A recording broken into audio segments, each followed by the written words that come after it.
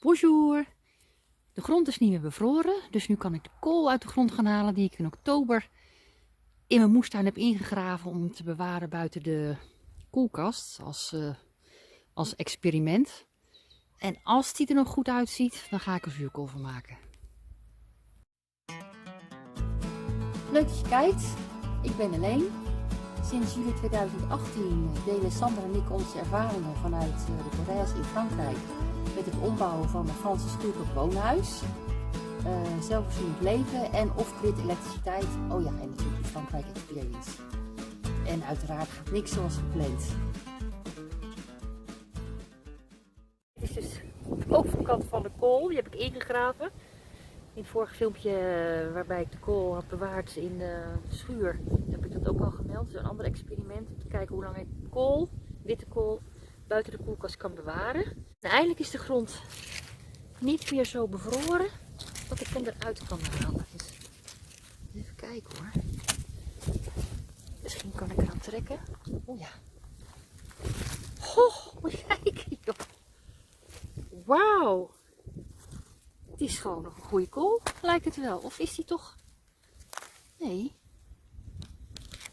Nou, het is ongelooflijk. Of hier misschien. Ja, hier. Nee. Nou, ik vind het ongelooflijk. Even ruiken hoor. Ja, dat ruikt ook nog goed. Nou, hier ga ik dan maar lekker zuurkool van maken.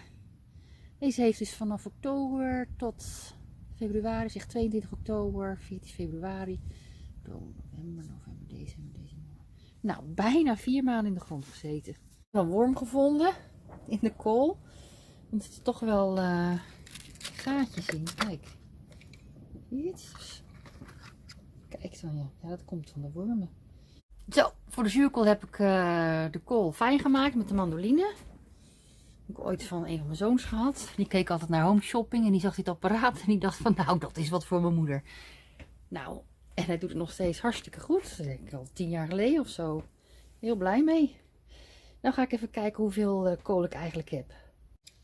Nou, ik heb 348 gram. Dat is niet zoveel.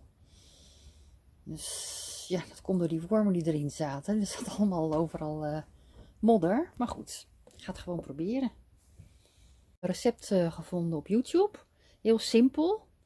Kan je het gewoon in een glazen pot doen. En ik zet de link naar dat filmpje met het recept wel even in de beschrijving erbij. In elk recept waarin je wat gaat over zuurkool zelf maken, staat dat je 22,5 gram zout per kilo witte kool moet gebruiken. Dus dan moet ik gewoon even omrekenen, want ik had 348, hoeveel zout ik dan moet gebruiken. Nou, om dat uit te rekenen moet je 348 gedeeld door 1000 doen. En dat maal die 22,5. Dan kom je uit op het aantal gram zout wat ik toe moet voegen aan mijn hoeveelheid zuurkool of witte kool. En dat is 7,8 gram zout. Dus dat ga ik nou even doen. Zo, ik heb de 7,8 gram zout toegevoegd en goed door elkaar gehusseld. En ja, volgens het filmpje moet het een kwartier staan. Maar ik laat het liever wat langer staan. Kan te maken hebben met dat het hier wat kouder is. Want de vorige keer dat ik het deed, na een kwartier was er nog weinig vocht vrijgekomen. Dus dan moet je maar even kijken wat het beste werkt. Ik zet het nou boven op de verwarming in de caravan. En dan kijk ik over een kwartiertje even of er al een beetje wat vocht vrijgekomen is. Want dat is toch wel belangrijk. Nou, het heeft nu een kwartier gestaan. En ik zie eigenlijk nog niet zoveel gebeuren. Dus ik laat het gewoon nog half uurtje staan en dan ga ik het gewoon in de pot doen. Zo, ik ben de pot nou aan het vullen. Ik heb er 1 jeneverbes en een blaadje laurier bij gedaan. Even voor de rest erbij doen. Kijk, dit is het water wat uit de kool is gekomen. Dat schiet ik er ook bij. Zo. Nou moet ik het goed aanstampen. Ik heb gewoon een plastic zakje met water gevuld. Knoop erin. Goed erop gelegd. Zodat het goed is aangedrukt. En alle zuurkool, of alle witte kool, want het is nog geen zuurkool, in zijn eigen vocht onder water staat. Nou, ik heb de rubber ring eraf gehaald. En dan doe ik hem dicht. En dan kan er gewoon gas ontsnappen. Maar het is wel goed afgesloten. En wat je dan ziet gebeuren is de komende week is dat je belletjes gaat zien. En die gaan dan zo naar boven. En als het goed is na een week, dan zijn die belletjes, dan zie je die niet meer. Dan is het klaar. Kijk, ik zet hem hier op onze kachel. En 's nachts wordt het erg koud. En dan doe ik er gewoon een handdoek omheen. Als je nou meer kool hebt en de deksel kan niet meer dicht. Of je hebt bijvoorbeeld een jampot. Dan kan je gewoon de deksel eraf laten.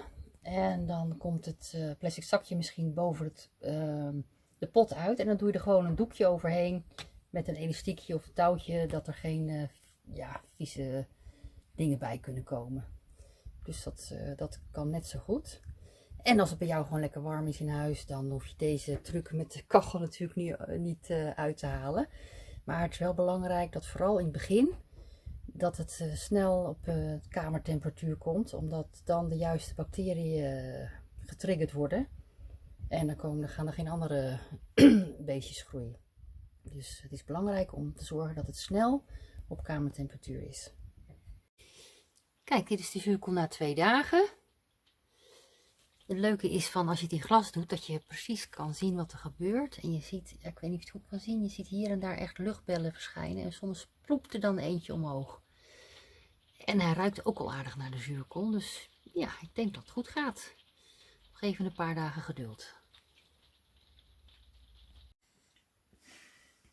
Nou, na 1,5 week was de zuurkool eindelijk klaar. Sander is al begonnen, zie ik. Ja. We hebben ons, wat zeg je? Met de laatste rookworst die we uit Nederland hebben meegenomen in januari. Dus nou ja, het is weer gelukt. Dus ik zou het zeker ook een keer uitproberen. A plus!